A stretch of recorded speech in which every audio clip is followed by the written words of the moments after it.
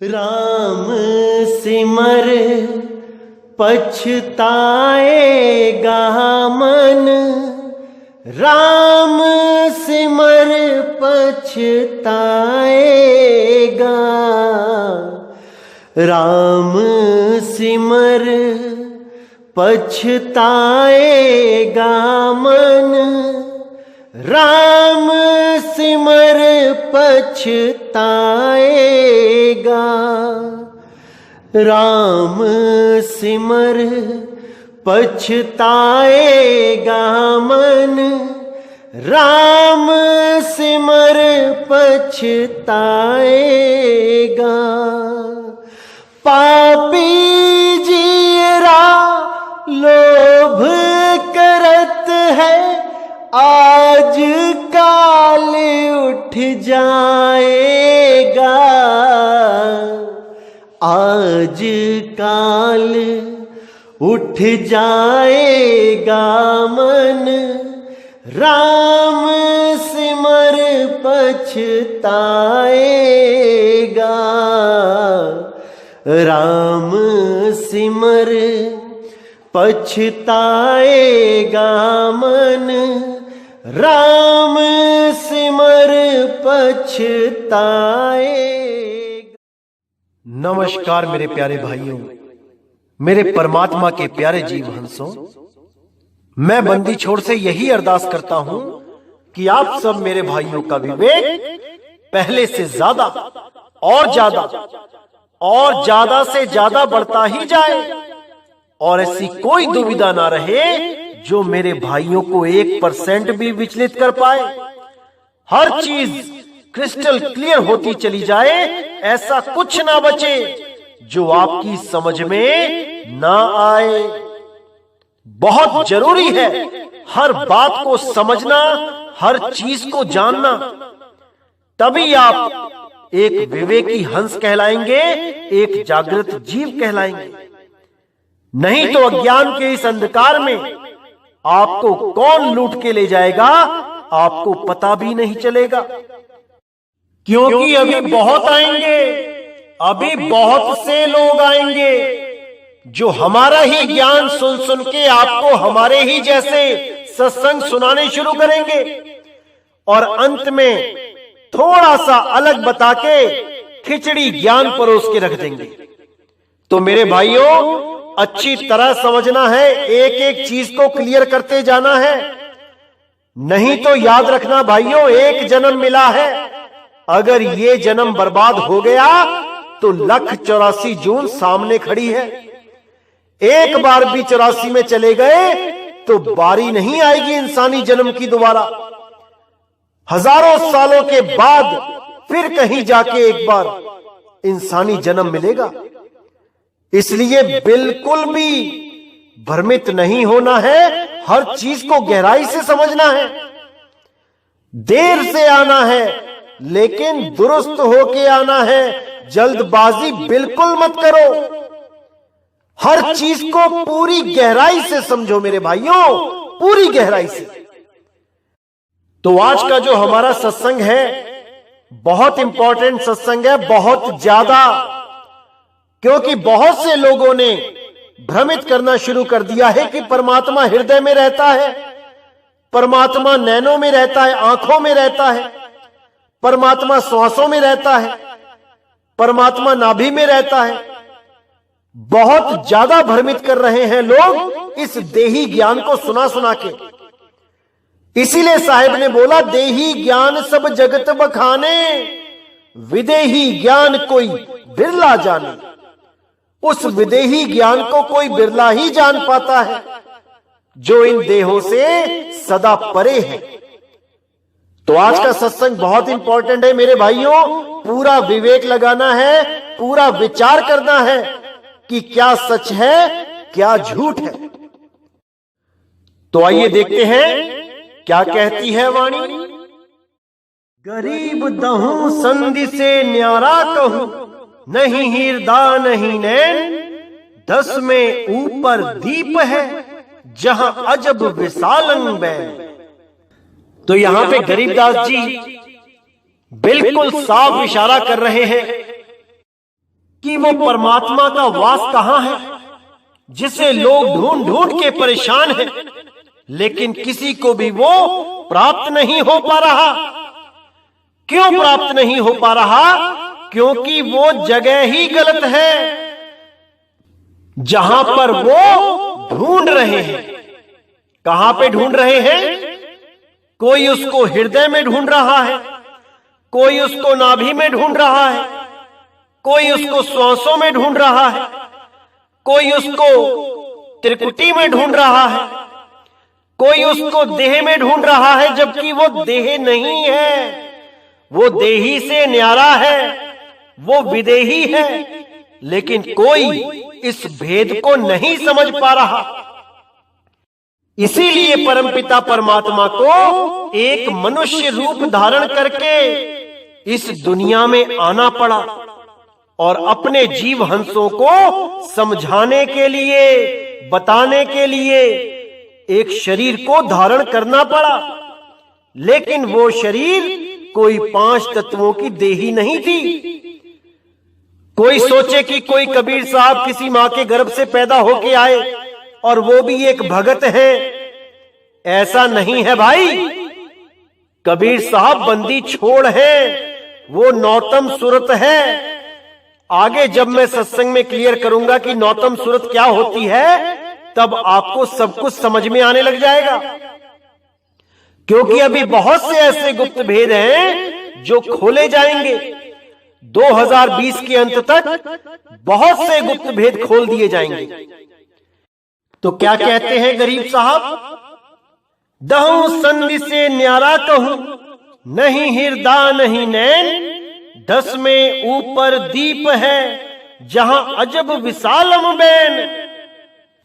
यहां पर गरीबदास जी उन लोगों को सीधी चेतावनी दे रहे हैं जो लोग कहते हैं कि परमात्मा का वास हृदय में है, या परमात्मा तो इन आंखों में रहता है, नैनों बीच में रम रहा, ऐसी वाणियां सुनाते हैं। उन दोनों ही अज्ञानियों को सीधा इशारा दे रहे हैं गरीब साहिब जी कि नहीं हृदय नहीं नैन। अरे भाई, ना हृदय में ना नैन में, इन दोनों में ढूंढते हुए अपना जीवन बर्बाद मत कर लेना, नहीं तो 84 में जाना पड़ेगा। बिल्कुल मना कर दिया है, बिल्कुल साफ, कि इन दोनों स्थानों पे नहीं ढूंढना। तो कहां ढूंढना है उसका भी इशारा कर रहे हैं। 10 में ऊपर दीप है, जहां अजब विशालम बैन। यानी परमात्मा को ढूंढना है तो भाई 10वें से ऊपर देखो एक दीप है। उसी दीप की तरफ इशारा कर रहे हैं जिसके लिए कबीर साहब ने बोला था, अधर दीप तहां गगन गुफा में है निज वस्तु सारा, ज्योति स्वरूपी अलख निरंजन, ये धरता ध्यान हमारा।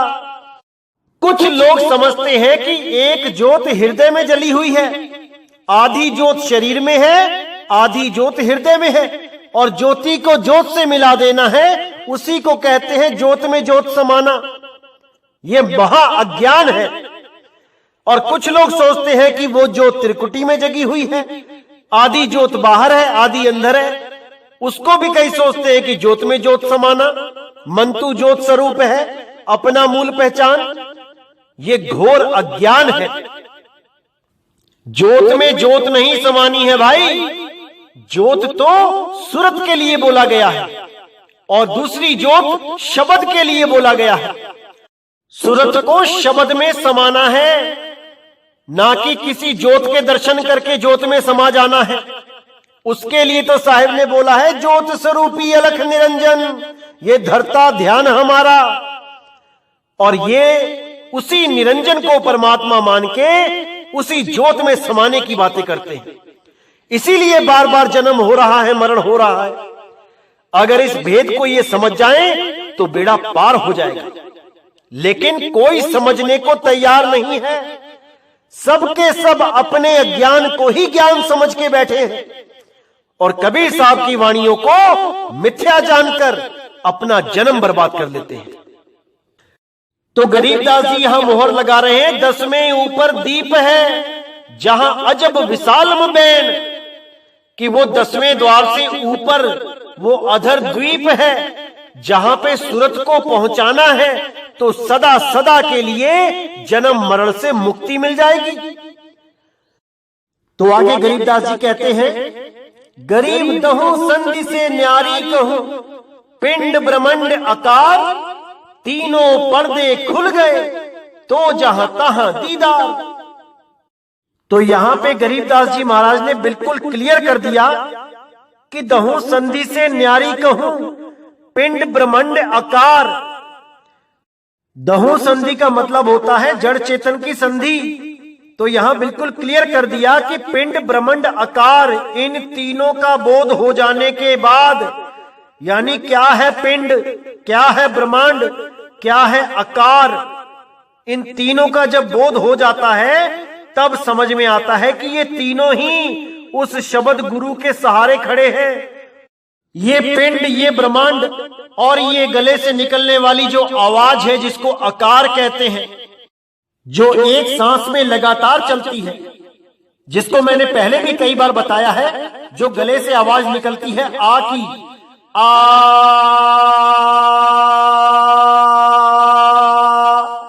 ये जो आवाज है ये आकार कहलाती है। तो गरीब साहब कहते हैं, गरीब दहूं संधि से न्यारी कहूं, पिंड ब्रह्मांड आकार, ये तीनों, इन तीनों का जब बोध हो जाता है, जब ज्ञान हो जाता है, जब इनका अस्तित्व पता लग जाता है कि ये कहां से ताकत ले रहे हैं, तब वो तीनों पर्दे खुल जाते हैं। तीनों पर्दे खुल गए तो जहां तहां दीदार। फिर जीव, शिव और पीव, इन तीनों पर्दों को खोल दिया जाता है। तब समझ में आ जाता है कि जीव अवस्था क्या है, शिव अवस्था क्या है और पीव अवस्था क्या है। हर चीज का बोध हो जाता है, जहां तहां दीदार, हर चीज समझ में आने लग जाती है। तो आगे कहते हैं, गरीब सतगुरु को क्या दीजिए, तन मन धन और शीश, पिंड प्राण कुर्बान कर, जिन भक्ति दई बख्शीश।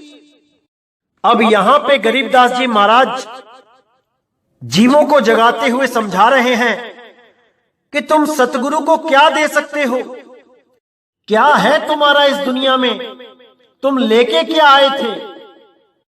ना तो तुम्हारा शरीर ही तुम्हारा है, एक दिन इसको भी छोड़ के चले जाना है, ना ये मन तुम्हारा है क्योंकि यही तो तुम्हें उलझा के बैठा है, और ना ही ये धन तुम्हारा है जो एक दिन यहीं पड़ा रह जाएगा। तो इसीलिए गरीबदास जी समझा रहे हैं कि तुम सतगुरु के चरणों में तन मन धन तो अर्पण कर ही दो, साथ में अपना शीश भी अर्पण कर दो।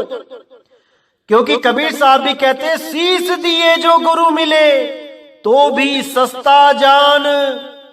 भाई बहुत सस्ता है ये, अगर शीश भी काट के चढ़ा दिए जाए गुरु के चरणों में।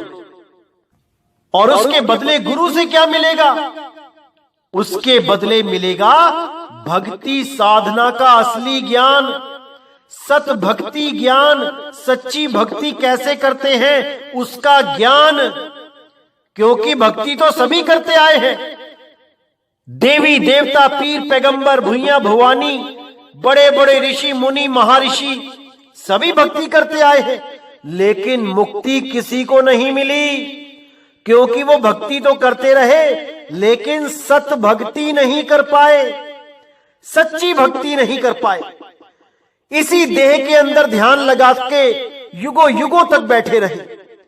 कोई हृदय में ध्यान लगा के बैठा रहा, कोई श्वासों पे ध्यान लगा के बैठा रहा, आती जाती श्वासों को तकता रहा, उन्हीं श्वासों को देखता रहा। कोई त्रिकुटी में ज्योत के दर्शन करता रहा, कोई अपने गुरु का ही स्वरूप देखता रहा, कोई नाभि में ध्यान लगाता रहा। ऐसे ही इस शरीर के अंदर ध्यान करते करते अपना जन्म बर्बाद कर लिया। सच्चा ज्ञान कब मिलता है, जब सतगुरु विदेही ज्ञान का भेद बताता है। पहले ध्यान विदेही समझाता है, फिर नाम विदेही बताता है, तब जाके जीव बंधन मुक्त हो पाता है। इसीलिए कबीर साहब ने बोला, ध्यान विदेह और नाम विदेहा दो लख पावे मिटे संदेहा। जब तक ये संदेह खत्म नहीं होगा, ये जन्म मरण खत्म नहीं हो सकता। चाहे सारी उम्र हृदय में ध्यान लगा के बैठे रहो, कंठ पे ध्यान लगा के बैठे रहो, त्रिकुटी में ब्रह्मरंध्र में ध्यान लगा के बैठे रहो, वो परम पिता परमात्मा कभी नहीं मिलेगा, कभी नहीं मिलेगा। क्योंकि उसका स्थान इस शरीर में नहीं है, इस घट में नहीं है। इस घट का राजा मन है, मन। उस मन को ही पकड़ना है और इस गढ़ के ऊपर चढ़ जाना है, जहां पर चढ़ के परमपिता परमात्मा मिलेगा। इस शरीर में परमात्मा नहीं मिलेगा भाई, इसमें मन राजा है, इसमें मन राजा है। इसी चीज को समझाने के लिए गुरु ग्रंथ साहब में कबीर साहब ने वाणी बोली है। आइए देखते हैं क्या कहती है वाणी। सत संतोख ले लरदे लागा, तोरे दुई दरवाजा। साध संगत और गुरु की कृपा ते, पकड़ियो गढ़ को राजा। भगवत भीर सकत सिमरन की, कटी काल भय फांसी। दास कबीर चढ़ियो गढ़ी ऊपर, राज लियो अविनाशी। इस वाणी में कबीर साहब बिल्कुल साफ इशारा कर रहे हैं कि गढ़ का राजा यानी इस देह का राजा, इस देह में कौन सा राजा बैठा है। मैंने पहले भी समझाया था आपको कि इस तन के अंदर, इस शरीर के अंदर मन राजा बैठा है। मन राजा वही राजा है इस शरीर का। और जो लोग शरीर के अंदर परमात्मा को ढूंढने की कोशिश करते हैं, वो इसी मन को परमात्मा मान के ज्योति ज्योत समा जाते हैं। क्योंकि ये मन ही ज्योत है। कोई नहीं जान पा रहा इस मन की शातिर चालों को। सब के सब मन के गुलाम बन बैठे हैं। इसीलिए साहिब ने बिल्कुल क्लियर कर दिया कि सत संतोख ले लड़ने लागा। इस मन राजा से मैं सत और संतोख लेके लड़ने लगा और दोनों दरवाजों को तोड़ दिया। कौन से दो दरवाजे? एक पाप का, एक पुण्य का। मैं दोनों से न्यारा हो गया। जब मैंने सत्य को जान लिया, मैं पाप और पुण्य दोनों से न्यारा हो गया। तो यही साहिब कह रहे हैं कि सत संतोख ले लड़ने लागा, तोरे दुई दरवाजा। साध संगत और गुरु की कृपा ते, पकड़ियो गढ़ का राजा। अब दोनों की बात कर दी, साध संगत और गुरु की कृपा से। साध संगत मतलब देही गुरु की तरफ इशारा है, जो आपको सत्य के साथ जोड़ेगा, आपको भेद बताएगा कि उस सत्य को कैसे प्राप्त करना है।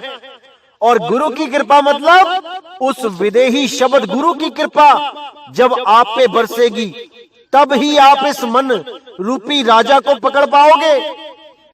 जो लोग ये कहते हैं कि गुरु धारण करने की जरूरत नहीं है, आप सीधे ही परमात्मा को पालोगे, ये बातें वाणी के विरुद्ध हैं। ये मनमुखी ज्ञान है। आज तक ना तो ऐसा कोई पैदा हुआ है जो बिना गुरु के ज्ञान प्राप्त कर ले, और ना ही ऐसा होगा। फिर समझ लो, ज्ञान प्राप्त कर ले यानी सत ज्ञान। अधूरा ज्ञान तो बिना गुरु के भी प्राप्त हो सकता है, लेकिन सच्चा ज्ञान जिससे मुक्ति होगी, बिना गुरु के प्राप्त नहीं होता, कभी नहीं होता। इसीलिए बोला गया है, प्रभ कृपाल कृपा करे, नाम नानक साधु संग मिले। यानी प्रभु कृपाल जब कृपा करता है तो साधु का संग प्राप्त होता है। साधु ही आपके जीवन में आपको मार्गदर्शन करता है। परमात्मा नहीं आएगा आपसे बताने कि ये सच है और ये झूठ है। परमात्मा तो केवल उसको मिलने आता है जिससे उसने आगे जागृति लानी हो। एक संत को मिलता है आके, और उससे ही, उस एक दिए से हजारों दिए जला देता है। सबको आके नहीं मिलता कि कोई कहे कि सबको आके परमात्मा मिलेगा। असली मुद्दा होता है बुझे हुए दीपक को जलाना। चाहे परमात्मा उसको स्वयं जलाए या परमात्मा के द्वारा जलाया हुआ कोई दीपक उसको आके जला दे, मुद्दा यह है कि दीपक जलना चाहिए, ज्ञान होना चाहिए। इसलिए गुरु करना बहुत जरूरी होता है। कोई भी गुरु करो आप, बस ज्ञान पूर्ण होना चाहिए, क्योंकि ज्ञान से ही आपका मोक्ष होगा, मुक्ति होगी। वो गुरु नहीं मोक्ष देगा आपको। गुरु तो केवल मार्गदर्शन करेगा, मार्गदर्शन। तो यहां पे साफ क्लियर कर दिया है कि साध संगत और गुरु की कृपा ते पकड़े गढ़ को राजा। गढ़ यानी ये शरीर, इस शरीर में जो राजा बैठा है, जिसको मैंने तीसरा राम बोला था, मन राम। और बहुत से लोग विरोध कर रहे थे कि मन राम कैसे हो सकता है। तो भाई देख लो यहां पे राजा कौन है। क्या दो राजा हैं इस संसार में आपके हिसाब से? क्योंकि आप लोगों ने मन को राजा नहीं माना। इस वाणी को अच्छी तरह देख लो, कौन राजा बताया गया है। भाई मन ही राजा है इस तीन लोक का, और चौथे लोक का राजा शब्द गुरु है। तो वाणी बिल्कुल क्लियर कह रही है, साध संगत और गुरु की कृपा ते पकड़े गढ़ को राजा। मैंने उस राजा को पकड़ लिया है, उसको बंदी बना लिया है। भगवत भीर सकत सिमरन की कटी काल भय फांसी। दास कमीर चढ़े ओ गढ़ी ऊपर राज लियो अविनाशी। इस शरीर रूपी गढ़ में जो मन राजा है, मैंने उसको पकड़ लिया है, बंदी बना लिया है, और मैं अब इस गढ़ के ऊपर चढ़ गया हूं। इस गढ़ के अंदर नहीं है परमात्मा, इस गढ़ के मैं ऊपर चढ़ गया हूं, और वहां पर मैंने अविनाशी का राज ले लिया है। यानी वो परमात्मा का जो सिंहासन है, जो गढ़ के ऊपर है, वहां पर जाके मैं विराजमान हो गया। अब मुझे कोई नहीं उतार सकता। उसी के लिए बोला साहेब ने, अब तो जाए चढ़े सिंहासन, मिले हैं सारंग पानी। राम कबीरा एक भय है, कोई ना सके पहचानी। कि अब मैं उस सिंहासन पे जाके विराजमान हो गया हूं, जहां से मुझे कोई नहीं उतार सकता, क्योंकि वही मेरा निज स्वरूप है, वही मेरा निज स्थान है, वही मेरा निज नाम है। ना कि मैं इस शरीर के अंदर अपना असली घर मान के बैठ जाऊं। अरे ये तो किराए का कमरा है भाई, किसी को 10 साल के लिए, किसी को 20 साल के लिए, किसी को 50 तो किसी को 100 साल के लिए मिला है। इस किराए के कमरे में अगर आप अपना घर ढूंढने लग जाओगे तो कब मुक्त हो पाओगे? अरे भाई किराए का कमरा खाली करना पड़ेगा, तब कहां जाओगे? इसीलिए बार बार समझा रहा हूं कि इस देही ज्ञान को त्यागो और विदेही ज्ञान को समझने की कोशिश करो। संतों ने वाणियों में कोई कमी नहीं रखी है, लेकिन इन वाणियों को कोई समझ नहीं सकता। पढ़ तो सब सकते हैं, 600 साल से पढ़ ही रहे हैं सब, लेकिन समझ नहीं पाए। क्योंकि परमात्मा जिसको आदेश करता है वही इस मूल ज्ञान को खोल सकता है, अन्यथा कोई नहीं। सब पढ़ तो सकते हैं क्योंकि पढ़े लिखे हैं, लेकिन समझ नहीं सकते क्योंकि अनुभव ज्ञान नहीं है, शब्द की प्राप्ति नहीं हुई है। इसलिए वो शब्द की भेदी वाणियों को नहीं खोल सकते। इसलिए मेरे भाई हर चीज को समझने की कोशिश करो। ये जीवन बहुत अनमोल है, बहुत ज्यादा। अभी बहुत से आएंगे भरमाने वाले, एक नहीं आएगा, हजारों आएंगे। लेकिन आपने हर चीज को अच्छी तरह समझ के अपने आप को इन लोगों से बचा के रखना है, क्योंकि ये लोग शक का बीज डालते हैं आपके दिमागों में, और अगर वो बीज सही से पड़ गया तो वो बीज एक दिन पेड़ बन जाता है और आप सत्य के मार्ग से भटक जाते हो। उनका कुछ नहीं बिगड़ेगा, बिगड़ेगा आपका। 1,84,000 में आपको जाना पड़ेगा। तो मेरे भाई अच्छी तरह विचार करो, अच्छी तरह समझो इस चीज को, क्योंकि ये मूल ज्ञान समझाने वाला आपको कोई बार बार नहीं आएगा। परमात्मा की दया हुई है जो ये मूल ज्ञान आज आप सुन रहे हो, तो अच्छी तरह पूरा लाभ उठाओ इसका और जन्म मरण से सदा के लिए मुक्त हो जाओ। तो आगे देखिए क्या कहते हैं गरीब साहेब।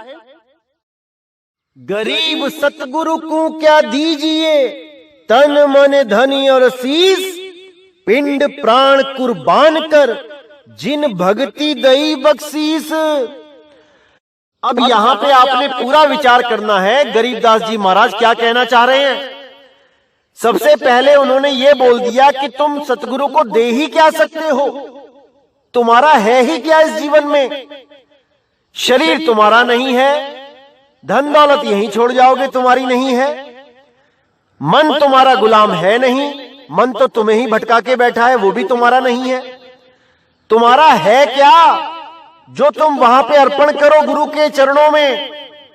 तुम्हारा कुछ नहीं है। जो कुछ तुमको मिला है यहीं से मिला है और यहीं पर छोड़ के एक दिन चले जाओगे। गुरु की शरण में रहोगे तो मुक्ति को प्राप्त कर लोगे, और अगर गुरु धारण नहीं करोगे तो 1,84,000 में चले जाओगे। जाना तो पड़ेगा, कोई नहीं बचा जो इस शरीर को छोड़ के नहीं गया, जो इस किराए के कमरे को छोड़ के नहीं गया। जितने भी गए या तो वो दूसरे किराए के कमरे में चले गए, या फिर वो भाग्यशाली जीव जिनको सतगुरु ने उनके असली घर का लखाव करा दिया, उस निज घर का लखाव करा दिया जो इस देह से बाहर है, ना कि इस किराए के कमरे में है। जिसको भी ये ज्ञान कराया गया वो अपने निज घर को पहुंच गया, उस अधर द्वीप पे चला गया जहां से वापस आने का कोई मतलब ही नहीं है। वो अपने निज स्वरूप में स्थित हो गया, अब उसका आना जाना खत्म हो गया। अरे ना कहीं आना ना कहीं जाना, आपे में आप समाना, रूप में रूप समाना। अब वो एक हो गया, अब अनेक नहीं हो सकता। तो आगे कहते हैं गरीबदास जी कि सतगुरु के चरणों में अपना शीश दे दो। इसका मतलब ये नहीं कि शीश काट के दे दो, शीश का मतलब है अहंकार, क्योंकि अहंकार की वजह से ही किसी का सिर नहीं झुकता गुरु के आगे। उस गुरु के आगे अहंकार का शीश झुका दो, तब समझ लो कि तुम्हें अब जन्म मरण में लाने वाला कोई नहीं है। तन मन धन तो वार करना ही करना है, सबसे बड़ी चीज है अहंकार को झुकाना है। क्योंकि बहुत से लोगों को इस बात का अहंकार हो जाता है कि मैं गुरु की सेवा करता हूं बहुत ज्यादा, मैं बहुत बड़ा सेवक हूं, मैंने इतना दान दिया, मैंने इतना समय दिया गुरु को, मैंने ये किया, मैंने वो किया। ये अहंकार भी उसे मुक्त नहीं होने देता, उसे उसका फल मिलता है, अगले जन्मों में जाना पड़ता है। तो यहां पे गुरु साहिब कहते हैं कि तन मन धन तीनों अर्पण कर दो। अब धन किसको अर्पण करना है? धन लेने के लिए तो सारे ही बैठे हैं झोली फैला के, कोई दे तो सही। कुछ लोग तो YouTube पे ही अपना अकाउंट नंबर छाप के बैठे हैं कि जल्दी गुरु बनाओ, जल्दी लाभ पाओ, जल्दी मुक्ति पाओ, अकाउंट में पैसे डालो, आज ही मुक्ति पाओ, 3 सेकंड में ही परमात्मा दिखा दूंगा।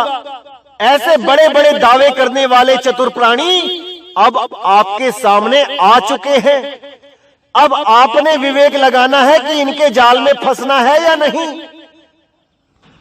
तो गरीबदास जी ने भी कभी मना नहीं किया कि धन नहीं देना है, देना है, लेकिन किसको देना है इस पे विचार करना है। तो कबीर साहब ने भी बोला है, मर जाऊं मांगू नहीं अपने तन के काज, परमारथ के काज में मोहे ना आवे लाज। क्या होता है परमारथ, इस पे विचार करना है। जो गुरु आपसे पैसे मांगता है अपने आश्रमों को बनाने के लिए, बिल्डिंगें खड़ी करने के लिए, सुख सुविधाओं के लिए, परमार्थ के नाम पे। कहने का मतलब वो ये डायरेक्ट नहीं कहेगा कि मैंने बिल्डिंगें बनानी है आश्रम में, मैंने मकान खड़े करने हैं आश्रम में। वो कहेगा कि मैंने प्रचार करना है, मैंने परमात्मा का प्रचार करना है, मुझे पैसे दो। और जब आप उसको पैसे दे दोगे तो वो अपने आश्रम में ईंट पत्थरों में लगा के बैठ जाएगा, क्योंकि यहां पे हर बंदा बड़ा बनना चाहता है। मेरा बड़ा मकान, मेरी बड़ी दुकान, मेरा बड़ा भवन, मेरा बड़ा आश्रम, ये सबके सब बड़े बड़ाई में फंसे पड़े हैं। जबकि कबीर साहब, रविदास जी महाराज, नानक साहब, इन लोगों ने कभी भी आश्रमों का विस्तार नहीं किया। इन्होंने एक झोपड़ी में ही जीवन काट लिया। कभी भी इन्होंने बड़ी बड़ी ऊंची ऊंची बिल्डिंगें नहीं बनाई, कोई महामंदिर नहीं बनाए। लेकिन ये पाखंडी गुरु जितने भी बैठे हैं, ये सब अपने आप को बड़ा करने के चक्कर में भोली जनता का पैसा लगा के अपनी जेबें भरने में लगे हैं, अपने बड़े बड़े साम्राज्य खड़े करने में लगे हैं और कहने को साधु हैं। अरे ये लोग तो राजाओं से भी ज्यादा पैसे वाले हैं, राजा भी इनके सामने कुछ नहीं है। और कहलाते हैं ये फकीर, कहलाते हैं ये फक्कड़ साधु। शर्म आनी चाहिए इन लोगों को। तो गरीबदास जी यहां पे कहते हैं कि धन दो, जरूर दो, लेकिन किसको दो? जो इन 3 कामों में उस धन को लगाता है। नंबर 1 पे परमात्मा की वाणी का प्रचार। ग्रंथ छापने के लिए, पुस्तकें छापने के लिए वो पैसा लगना चाहिए, ताकि जन जन तक ये सत्य ज्ञान पहुंचे, ये मूल ज्ञान पहुंचे, जिससे जीवों का कल्याण हो। नंबर 2, अगर किसी शहर में सत्संग होता है और काफी भीड़ इकट्ठी हो जाती है, तो वहां पर भोजन प्रसादी के लिए, लंगर के लिए वो पैसा लगना चाहिए। जैसे बाबा नानक ने उस समय 20 रुपए साध संगत की सेवा में लगा दिए थे, लंगर में लगा दिए थे, भोजन में लगा दिए थे, जबकि वो पैसे उनके नहीं थे, वो पैसे उनको उनके पिताजी ने दिए थे, जिनका कोई भी भाव नहीं था साध संगत में। वो पैसे केवल इसलिए दिए गए थे नानक साहिब को कि जाके कोई बिजनेस करे, कोई काम धंधा करे, ना कि साध संगत में लुटा दे। लेकिन बाबा नानक ने बिना पिताजी की परमिशन लिए वो 20 रुपए साध संगत में लगा दिए, भोजन भंडारे में लगा दिए, और उसको नाम दिया सच्चा सौदा। सच्चा सौदा। तो वही सौदा आज भी मान्य है, आज भी भोजन भंडारे लंगर होने चाहिए, और इसको कोई ये नहीं कह सकता कि ये बिल्कुल गलत है। ये सच्चा सौदा है भाई, उस समय भी सच्चा था, आज भी सच्चा है। इसीलिए आज भी गुरुद्वारों में भोजन भंडारा किया जाता है, वो प्रथा आज तक चल रही है। उस 20 रुपए के कारण बाबा नानक को अपने पिताजी से झापड़ तक खाना पड़ा। अगर वो दान पुण्य करना गलत होता तो बाबा नानक कभी ना करते। लेकिन ये बातें एक निगुरा नहीं समझ सकता, वो साकट नहीं समझ सकता जिसने कभी गुरु धारण नहीं किया, कि साध संगत की सेवा करना कितना बड़ा कार्य है परमार्थ में। ये बात केवल एक गुरुमुख ही जान सकता है, जिसको गुरु के द्वारा ज्ञान प्राप्त होता है। तो तीसरा जो धन का उपयोग होता है वो होता है प्रचार में, किराए भाड़े में। जैसे बाबा नानक उस समय श्रीलंका से लेके अरब देश तक गए, तो कैसे पहुंचे होंगे वहां तक पैदल? बिना पैसों के तो नहीं जा सकते। लेकिन संगत ने उनकी मदद करी और वो आगे से आगे बढ़ते रहे। कई जगह उन्होंने भोजन किया, कई जगह जो भी सेवा मिली उनको, उन्होंने उसको सफर में लगा दिया, उन्होंने उसको प्रचार में लगा दिया। तो सेवा लेना बुरा नहीं है, लेकिन सेवा सही जगह लगनी चाहिए। अगर सेवा आश्रमों को बड़ा करने में, गाड़ियां खरीदने में, एसी लगाने में, अगर इन चीजों में खर्च होती है संगत की सेवा, तो उस गुरु को तत्काल ही त्याग देना चाहिए। अरे गुरु तो वो होता है जो एक झोपड़ी में खुश है, सारी उम्र एक झोपड़ी में बिता सकता है।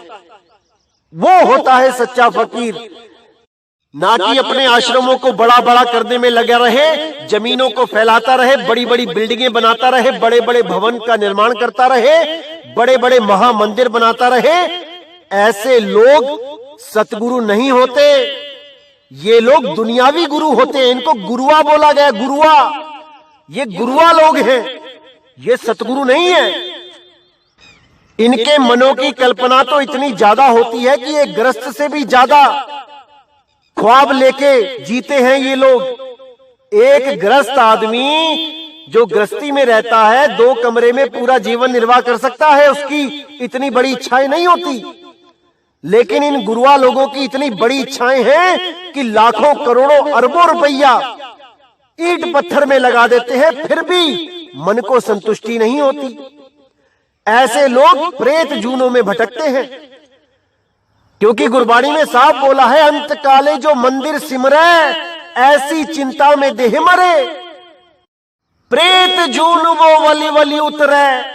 जिनका ध्यान इन ईंट पत्थरों में रहता है, इन मंदिरों में, महामंदिरों में रहता है कि मेरे होते होते ये महामंदिर कंप्लीट हो जाए, वो प्रेत जूनों में जाते हैं, क्योंकि सारा ध्यान तो इन मंदिरों में फंसा है।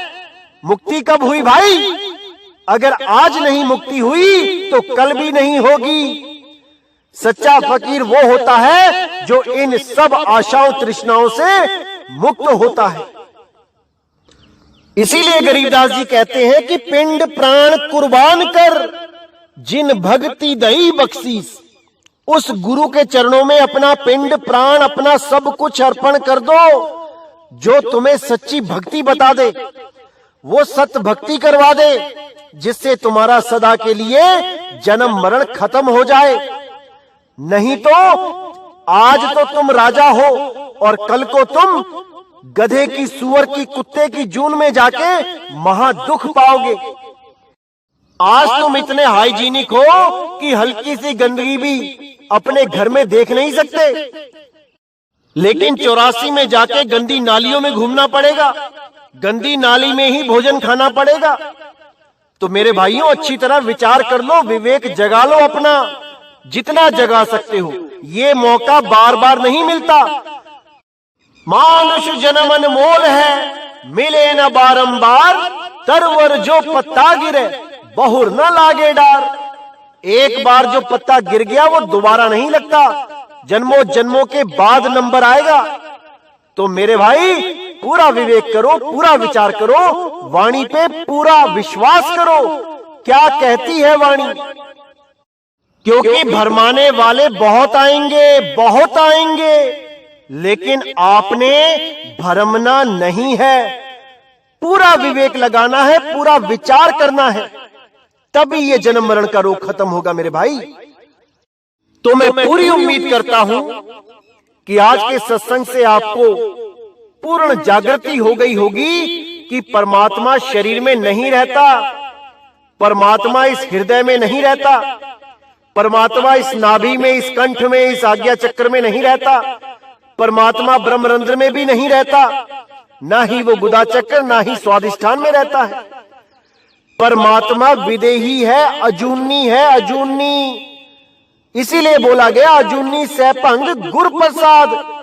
वो परमात्मा, वो सतनाम अजूनी है, लेकिन बिना गुरु प्रसाद के नहीं मिलता।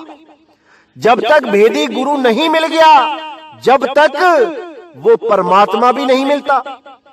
इसीलिए कबीर साहब ने बोला, वस्तु कहीं ढूंढे कहीं, कहीं विधि लागे हाथ, गुप्त वस्तु तब मिले जब भेदी लीजे साथ।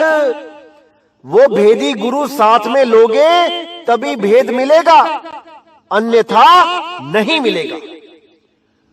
तो आज का सत्संग यही समाप्त करते हैं, और आपको बताना चाहूंगा कि ये हमारा नया YouTube चैनल है, और आगे से सारे सत्संग इसी चैनल पे अपलोड किए जाएंगे।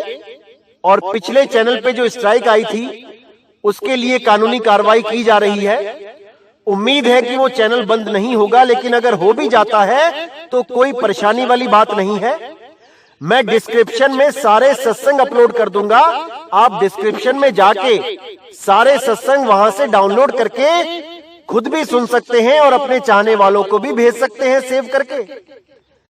तो इसी के साथ अब मुझे विदा करें।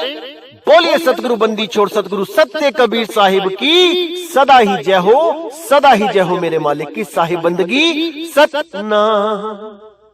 गरीब